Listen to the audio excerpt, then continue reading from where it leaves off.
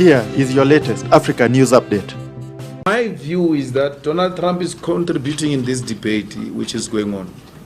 And in the process of contribution, Donald Trump made a similar contribution that were made by white people, all of them, in the hearings, in the public hearings. Donald Trump is not saying anything we have not heard from white people in all the hearings. I even commented and said, I'm still to meet a white person who support expropriation of land without compensation. So why are you shocked? I see leaders of the EFF and everybody responding to Donald Trump. I don't have time for nonsense. I expected this. And more backlash is going to come.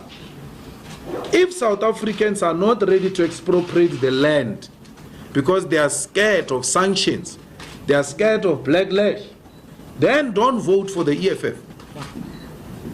Because you vote for us, we are going to expropriate land.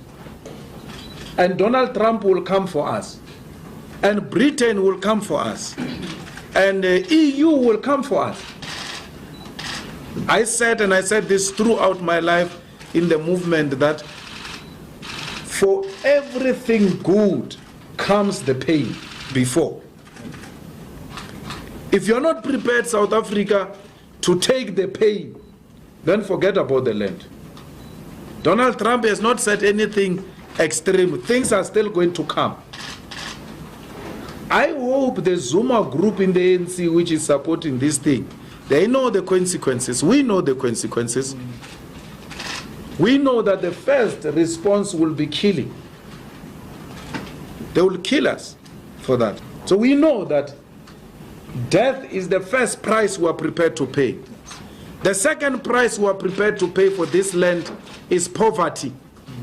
They will close taps. But if there is a conviction,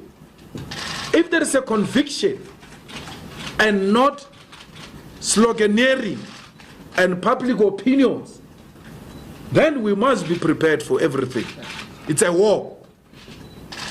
We must be prepared for Donald Trump and all of them. We're not scared of them.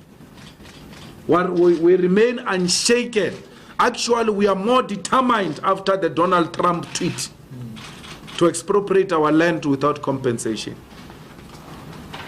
There is no white genocide here. It's an absolute rubbish to say there is white genocide. There is black genocide in the USA. They are killing black people in the USA. There is black genocide here in South Africa. Black people are being killed all the time. A farmer has been sentenced to life now recently for having killed a farm worker. Imagine if it was a black person sent life for having killed a white person. It will be news all over. But this black person was killed and a white farmer sent to prison for long time in jail. It's once off reporting and it's done. There is no scientific evidence that points to any white genocide in South Africa. It's not true. And we're not scared of such things. We're not going to be distracted by anyone. Only death will stop us. Not Trump, not poverty, not sanctions. We have all of them in our mind. We know the consequences of what we're asking for. We know it. And it's not like we're going into this thing without knowing the consequences. So AfriForum is the embassy of the USA. If you want issues to reach USA, go to AfriForum. Then you shall get a proper response. But otherwise, AfriForum is nothing to us. We're not scared of AfriForum. We're continuing business as usual.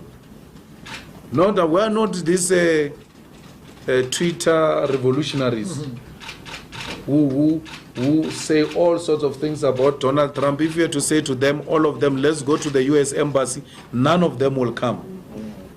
They tweet from their comfort beds with bed heaters. So we are on the streets. We're fighting this thing on the streets. We are on the picket lines. That's why we're not shaken. We know this is what people want.